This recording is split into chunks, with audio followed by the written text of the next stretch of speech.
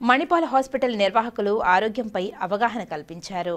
Tirupati press క్లబ్లో శనివారం media సమావేశంలో మణిపాల్ హాస్పిటల్ నిర్వాహకులు మాట్లాడుతూ ప్రతి రోగికి BMI ఆధారంగా ఊబకాయ చికిత్సలు రూపొందించబడ్డాయని తెలిపారు. ప్రారంభ దశలో రోగులకు స్థిరమైన పోషకాహారం ఉన్న డైట్ పాటించాలని, రోజువారీ జీవన శైలిలో తగిన మార్పులు చేయాలని, అలాగే తేలికపాటి శారీరక వ్యాయామం క్రమం తప్పకుండా చేయాలని సూచించారు. దీంతో పాటు ఈ పరిస్థితిని నిర్వహించడానికి బరువు తగ్గించే మందులు కూడా సూచించబడుతున్నాయని తెలిపారు.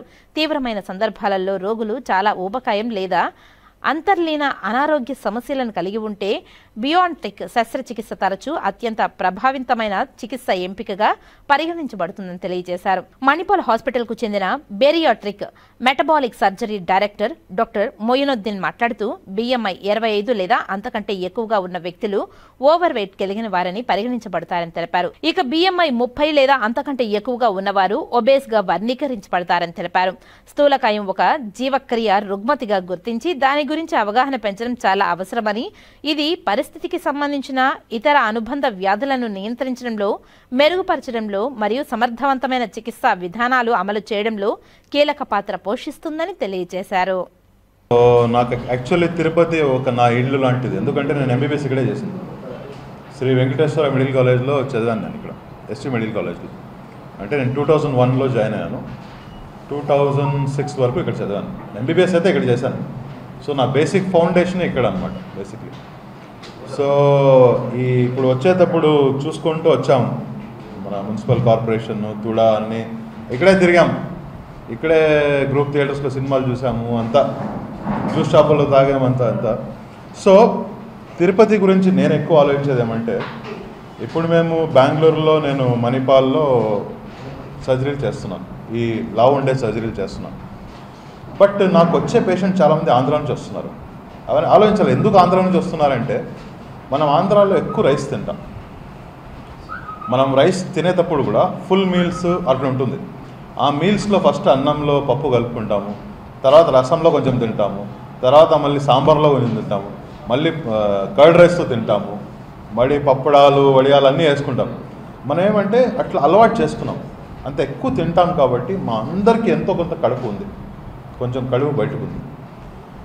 నా దగ్గర వచ్చే పేషెంట్స్ ఆంధ్ర నుంచి అన్ని చోట్ల వస్తారు, సౌత్ ఇండియా మొత్తం నుంచి వస్తాయి. కాకపోతే తిరుపతి నుంచి ఎక్కువ పేషెంట్లు వస్తున్నారు.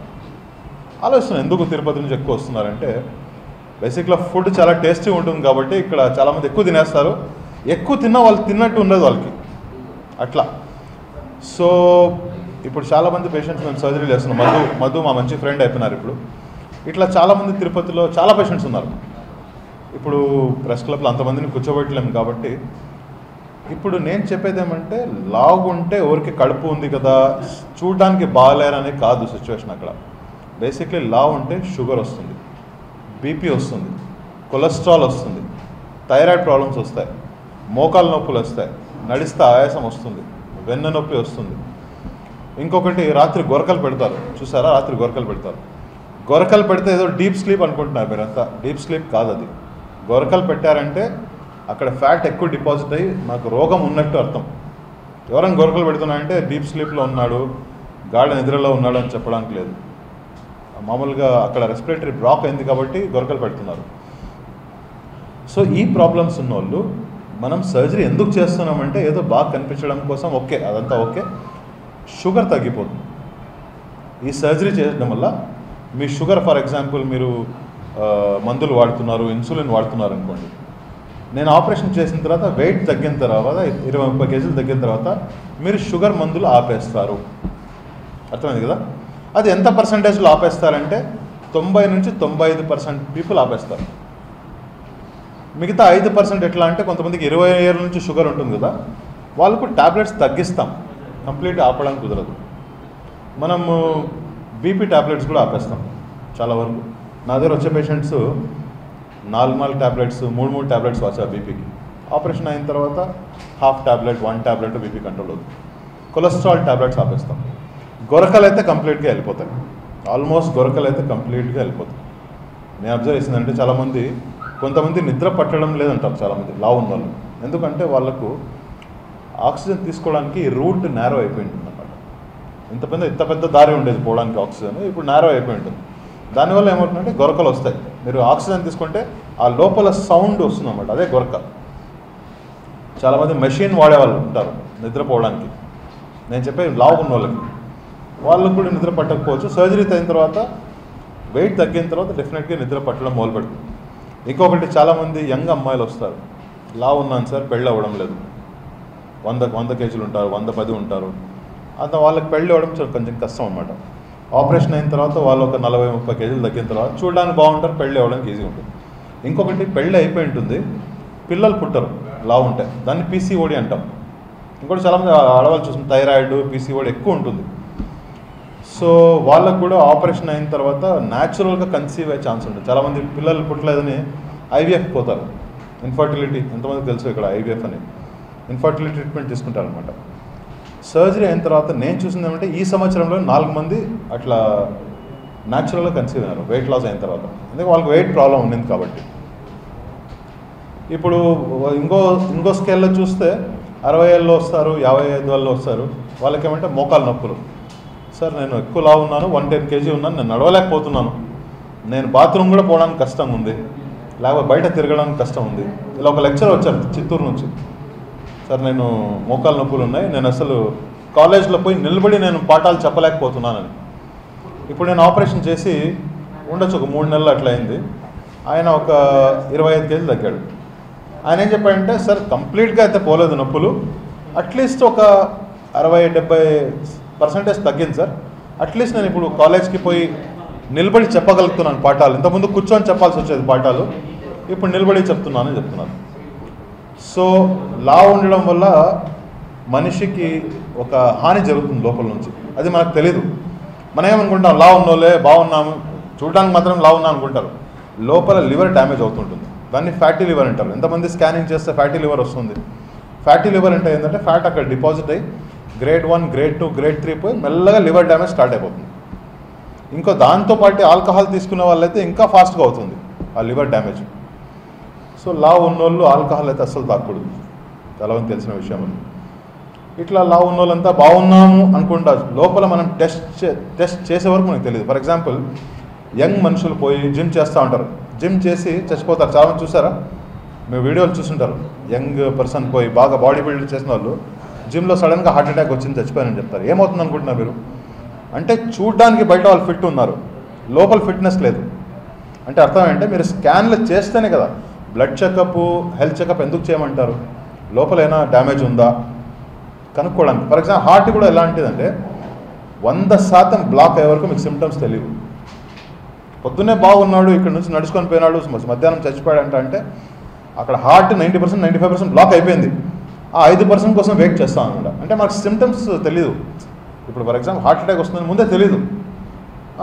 ఇంతకుముందు ఏం తెలుస్తుందంటే నడిస్తే ఆయాసం వస్తుంది. మీరేమనుకుంటారు, అదే మామూలుగా వస్తుందిలే, కొంచెం కడుపు ఉంది కాబట్టి వస్తుంది. అట్లా కాదు, హార్ట్ లంగో ప్రాబ్లం ఉంటుంది, చెకప్ చేసుకోవాలి.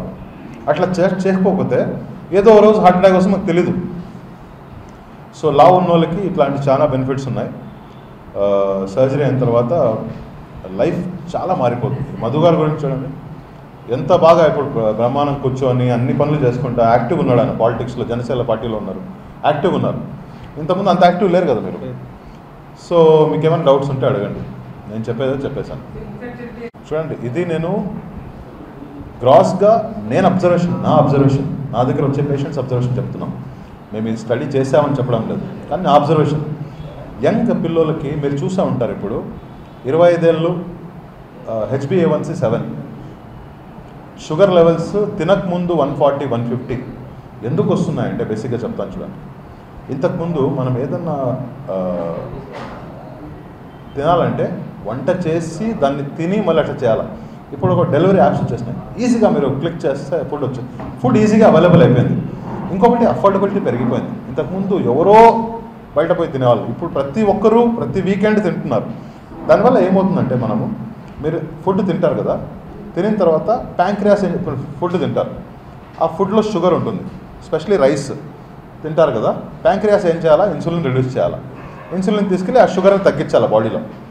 ఏమవుతుందంటే మీరు ఎక్కువ ఫుడ్ తినడం వల్ల ఆ సెల్స్ ఉంటాయి కదా, ప్యాంక్రియాస్ ఇన్సులిన్ రిలీజ్ అవుతుంది. ఈ టిష్యూస్ ఉంటాయి కదా, బాడీ టిష్యూస్ అబ్జర్వ్ చేయవు, రెసిస్టెంట్ అయిపోతాయి. దాన్నే ఇన్సులిన్ రెసిస్టెన్స్ అన్నారు. ఈ కాలంలో ఇన్సులిన్ రెసిస్టెన్స్ ఒక పెద్ద ప్రాబ్లం.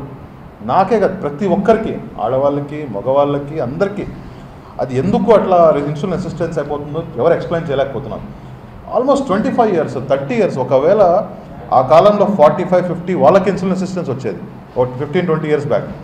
ఇప్పుడు 30 ఏళ్ళకి ఇన్సులిన్ రెసిస్టెన్స్. మేము చేస్తాం కదా అందరికి టెస్టులు. మేము HbA1c అనే ఒక టెస్ట్ ఉంటుంది, మీకు తెలిసే ఉంటుంది. 3 నెలలకు ఒకసారి షుగర్కి టెస్ట్ చేస్తారు. షుగర్ కనే కాదు, జనరల్గా మీరు ఎలా ఇన్సులిన్ రెసిస్టెన్స్ ఉందా లేదో తెలుసుకోవడానికి. మామూలుగా 5.5 లోపల ఉండాలి. అందరికీ 7, 7.5, 8, ఆడవాళ్ళకైతే ఇంకా ఎక్కువ. సో దీనివల్ల వాళ్ళు ఏం తిన్నా కూడా ఇన్సులిన్ మీ షుగర్ని తగ్గించలేకపోతాను. బాడీలో ఎక్కువ షుగర్ ఉండడం వల్ల మీ క్రేవింగ్స్ కూడా ఎక్కువ అవుతున్నాయి. ఇప్పుడు మీరు ఇప్పుడే తింటారు, మళ్ళీ ఒక 2 గంటల తర్వాత మీకు తినాలనిపిస్తుంది, మళ్ళీ ఇంకో స్నాక్స్ తినాలనిపిస్తుంది. ఎందుకు తినాలనిపిస్తుంది? మీ షుగర్ స్పైక్స్ అవుతున్నాయి కాబట్టి. ఈ షుగర్ స్పైక్స్ చాలా డేంజరస్. అందుకే మేము ఏం చేస్తామంటే, చాలామందికి ఏం చెప్తాము, మీరు తక్కువ తినండి కానీ ఎక్కువసార్లు తినండి. మనం ఏం చేస్తామంటే ఎక్కువ తినేస్తాం అట్లే. నేను చెప్పాను కదా ఇంత రైస్లో పప్పు, సాంబార్, రసం, ఇంత కాప్స్ తింటే మంచిది కాదు. చూసిన సన్నగా ఉంటారు అమ్మాయిలు, సన్నగా, వాళ్ళు ప్రెగ్నెంట్ అవ్వలేరు. ఎందుకు తెలుసా? కొంచెం ఫ్యాట్ ఉండాలి ప్రెగ్నెంట్ అవ్వాలంటే. ఎక్కువ ఫ్యాట్ ఉంటే కూడా ప్రెగ్నెన్సీ అవ్వలేరు. అర్థమైందా మీకు చెప్పేది? ప్రెగ్నెన్సీ ఉండడానికి కొంచెం ఫ్యాట్నెస్ ఉండాలి ప్రెగ్నెంట్ అవ్వడానికి. ఎక్కువ ఫ్యాట్ అయినా కూడా 90 kgs 100 kgs అయితే ప్రెగ్నెంట్ అవ్వలేరు. ఏమవుతుందంటే PCOD అయిపోతుంది. మీ ఓవరీస్లో సిస్ట్ వచ్చేస్తుంది. ఆ సిస్ట్ వల్ల ఏమవుతుందంటే మీకు హెల్తీ ఎగ్ ప్రొడ్యూస్ అవ్వదు. హెల్తీ ఎగ్ ప్రొడ్యూస్ అవుతే బేబీ కన్సీవింగ్ కష్టం కదా. అందుకే చాలామంది బెంగళూరుకి వచ్చి IVFలు చేసుకుంటూ ఉంటారు. ఇప్పుడు IVF హాస్పిటల్ కూడా ఎక్కువ అయిపోయినాయి, ఎందుకంటే పిల్లలు పుట్టడం లేదు కాబట్టి. PCOD ఎక్కువైంది. ఏం చేస్తాం, లావు ఉన్న వాళ్ళు ఎవరైనా వస్తారనుకోండి మా OPDకి, మేము ఏం చేస్తామంటే ఒక బాడీ మ్యాస్ అనాలిసిస్ మెషిన్ ఒకటి ఉంటుంది. దాంట్లో మనము ఎంత వెయిట్ ఉన్నారు, ఎంత హైట్ ఉన్నారు, ఎంత పర్సంటేజ్ ఫ్యాట్ ఉంది, ఎంత పర్సంటేజ్ మజిల్ ఉంది అని చూస్తాం. కానీ ఒక కింద లోపల మీ మెటబాలిజం ఎలా ఉంది తెలుస్తుంది. ఎంత మీరు తిన్న తర్వాత ఎంత కరిగించగలుగుతున్నారు అని. నేను చూసేదేమంటే మీకు మామూలుగా 2500 kcal బర్న్ అవ్వాలి. వీళ్ళు చాలామంది వచ్చే లావు ఉన్న వాళ్ళు 1800 kcal. అంటే వీళ్ళు ఎలాంటి స్టేజ్లో ఉన్నారంటే ఏం తినకపోయినా లావు అవుతున్నారు, అంటే మెటబాలిజం లో అయిపోయిందని. సర్జరీ చేసిన తర్వాత ఆ మెటబాలిజం పెరిగిపోతుంది. ఆ మెటబాలిజం పెరిగి కొవ్వు అన్ని చోట్ల నుంచి కరిగి మోషన్తో వస్తుంది. మీరు మోషన్ పోయినారు ఆయిల్ లాగా వస్తుంది అన్నమాట. మోషన్లో వస్తుంది కదా మొదలు, ఆయిల్ లాగా వస్తుంది, అంటే మోషన్ కరిగి వస్తుంది అన్నమాట. మీరేమనుకుంటారు తక్కువ తింటున్నాం కాబట్టి తగ్గుతున్నాం, అట్లా కాదు. చాలామంది లావు ఉన్న వాళ్ళు తక్కువనే తింటారు, మీరు చూసే ఉంటారు. లావు ఉన్న వాళ్ళు తక్కువ తింటారు, చాలామంది 60% లావు ఉన్న వాళ్ళు తక్కువే తింటారు. వాళ్ళ మెటబాలిజం స్లో అయిపోయింది కాబట్టి వాళ్ళు ఎంత తిన్నా దాన్ని పోయి అక్యుములేట్ అయిపోతుంది ఫ్యాట్. అందుకనే డైరెక్ట్ ఇన్సులిన్ రెసిస్టెన్స్ పెరుగుతుంది, ఇండైరెక్ట్ కాదు, డైరెక్ట్గా పెరుగుతుంది జంక్ ఫుడ్స్ వల్ల. ఎందుకంటే జంక్ ఫుడ్స్ అనేది డైజెస్ట్ చేయడానికి చాలా కష్టం. ప్యాంక్రియాస్ ఇన్సులినే ప్రొడ్యూస్ చేయడం లేదు అర్థం. అది షుగర్ తగ్గించేస్తుందనే అవగాహన లేదు. ఎందుకంటే టైప్ 2 అయితే తగ్గించేస్తుంది షుగర్. టైప్ 1 ఏం చేస్తుంది, వెయిట్ తగ్గిస్తుంది, దానివల్ల మీ రిక్వైర్మెంట్ తగ్గచ్చు అంతే. టైప్ 2 బాగా తగ్గించేస్తుంది. అదే స్టార్ట్ చేస్తాం స్లోగా. తిరుపతిలో కూడా త్వరలో ఒక ఆఫీస్లో పెడదాం అనుకుంటున్నాం, ఒక చిన్న రూమ్ లో క్లియర్గా ఒక పెడితే ఏముంది, దాంట్లో ఏముంది. మనకు ఆంధ్రాలో అన్ని చోట్ల నుంచి పేషెంట్స్ వస్తున్నారు. మదనపల్లి, తిరుపతి అయితే చాలా ఎక్కువ. అవునండి, ఎందుకంటే పెద్ద బ్రాండ్ అది. మణిపాల్ చాలా పెద్ద బ్రాండ్. నాకు తెలిసి 180, 200 ల్యాప్రోస్కోపీ ఒకటి, రోబోటిక్ ఒకటి. రోబోటిక్ ఉంది, ల్యాప్రోస్కోపీ 2 ఉన్నాయి. నేను మొత్తం సౌత్ ఇండియాకి డైరెక్టర్. నేను మణిపాల్ హాస్పిటల్లో బేరాట్రిక్ సర్జరీ అనే సర్జరీకి నేను డైరెక్టర్. 30 హాస్పిటల్ ఉన్నాయి మణిపాల్లో, సౌత్ ఇండియాలో మొత్తం. మన విజయవాడలో కూడా ఉంది, సేలంలో ఉంది, మైసూర్లో, బెంగళూరులో 11 ఉన్నాయి మణిపాల్ హాస్పిటల్. ఇప్పుడు 11 ఉన్నాయి బెంగళూరులో, మ్యాంగ్లూరులో ఉన్నాయి, అన్ని చోట్ల ఉంది. నేను అన్ని చోట్ల పోయి చేస్తున్నాను సర్జరీ, అంటే సౌత్ ఇండియాలో. చాలామంది ఇప్పుడు అడుగుతారు, సరే హైదరాబాద్, విజయవాడ కూడా పోవచ్చు కదా, ఎందుకు మీ దగ్గర రావాలా అంటే, మేము ఎక్కువ చేసేది బైపాస్. దాంట్లో 2 టైప్ ఆఫ్ సర్జరీస్ ఎక్కువ కామన్గా చేస్తాం. ఒకటి స్లీవ్, ఒక బైపాస్. స్లీవ్ అంటే స్టమక్ని చిన్న చేస్తాం అనమాట, మీరు తినే కెపాసిటీ తగ్గించేస్తారు అంతే స్లీవ్ని. మేము చేసేది ఎక్కువ అంటే బైపాస్. బైపాస్లో ఏమవుతుందంటే స్టమక్ని చిన్న చేసి ఇంటెస్టైన్తో జాయిన్ చేస్తాం. ఆ జాయిన్ చేయడం వల్ల మీ మెటబాలిజం పెరిగిపోతుంది. మీరు మళ్ళీ లావ్ అయ్యే ఛాన్సెస్ చాలా తక్కువ మా సర్జరీలో. స్లీవ్ విజయవాడలో, హైదరాబాద్లో స్లీవ్ చేస్తారు ఎక్కువ. అది కొంచెం 5, 6 ఇయర్ 10 ఇయర్స్ అయిన తర్వాత మళ్ళీ కొంచెం పుటాన్ అవుతారు, పొట్ట కొంచెం పెరుగుతుంది కాబట్టి పుటాన్ అవుతారు. అవుతారు. అందుకే మధు గారు బాగా రీసెర్చ్ చేసుకొని విజయవాడకు పోయి హైదరాబాద్ పోయి మళ్ళీ ఇట్లా వచ్చారు. ఇప్పుడు చేసి కూడా ఎన్ని సంవత్సరాలు అయింది? 2.5 years. 2.5 years. అట్లా 10, 15 ఏళ్ళు 20 ఏళ్ళు అట్లే మెయింటైన్ చేయాలనుకుంటున్నాను. 40 నిమిషాల్లో అయిపోతుందండి, 40 నిమిషాలే మాత్రమే. అండ్ ఆపరేషన్ అయిన 2 గంటలు నడిపిస్తున్నాం పేషెంట్ని. ఎవరిని 2 hours లేచి నేను నడిచాను. Next day discharge. మీరు మా ఇన్స్టాగ్రామ్ మీరు చూస్తే పేషెంట్ 150, 200, 240 అట్లా ఉంటారు పేషెంట్స్. వాళ్ళు కూడా నడుస్తారు ఆపరేషన్ అయిన 2 గంటల్లో. బెడ్ రెస్ట్ లేదండి. చిన్న హోల్స్ చేస్తాం, కెమెరాతో చేస్తాం సర్జరీ, కట్ చేసేది ఏం లేదు. ఆ హోల్స్ కూడా కరిగిపోయి సూచర్స్ వేస్తాం. పేషెంట్ 1 week వచ్చిన తర్వాత స్టిచెస్ అనే కాన్సెప్ట్ లేదు, ప్లాస్టర్ వేస్తాం అంతే, వాటర్ ప్రూఫ్. పేషెంట్ అదే రోజు స్నానం చేయొచ్చు. ఆ చిన్న హోల్స్ కూడా అదే రోజు. ఈ కాలంలో ఏ సర్జరీ అని లాప్రోస్కోపీతో జరుగుతుందండి. ఎవరికి కోర్స్ చేయడం లేదు. కోర్స్ చేస్తే హీల్ అవ్వాలా, స్టిచెస్ ఇన్ఫెక్షన్, ఆ కాన్సెప్టే లేదు. నేను చేసే పేషెంట్ 500 షుగర్, 400 షుగర్లు ఉంటారు పేషెంట్కి అన్కంట్రోల్డ్, అయినా వాళ్ళకి wound ఇన్ఫెక్షన్ అవ్వదు. ఎందుకంటే చిన్న హోల్స్ కాబట్టి ఇన్ఫెక్ట్ అవ్వదు. మీరు అంతా అన్నం తిన్నప్పుడు బాగా నమిలి తినండి అంటారు.